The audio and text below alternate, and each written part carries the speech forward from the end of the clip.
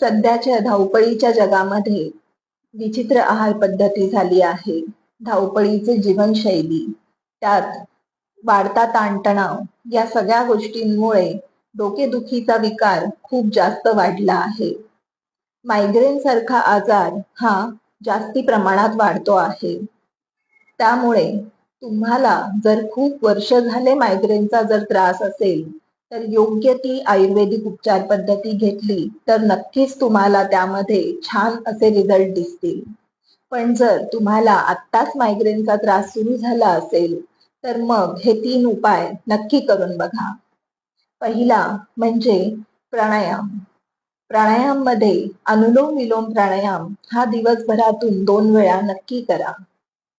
त्यानंतर गाईच्या तुपाचे 2-2 थेंब दोन्ही नाकपुड्यांमध्ये सोडायचे.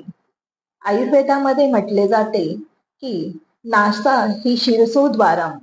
नाकामध्ये आपण जेही औषध घालतो ते मस्तिष्कापर्यंत पोहोचते. त्यामुळे आपल्याला मायग्रेनमध्ये त्यामुळे खूप छान आराम मिळतो.